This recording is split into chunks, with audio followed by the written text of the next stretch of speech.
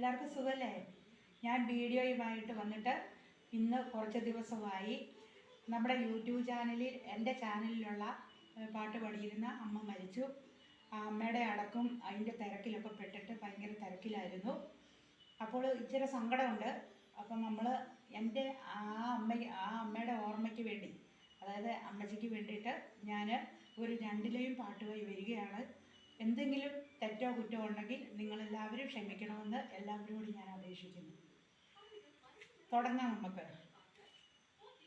പാലോം പാലോം നല്ല നടപ്പാലം, അപ്പൻ്റെ കയ്യും പിടിച്ച് നടന്നൊരു നേരം, ആയോരു പാലത്തിൻ്റെ തൂണിൽ നിന്നും പൊന്നു എന്നൊരു വിളിയും കേട്ട്, പൊന്നു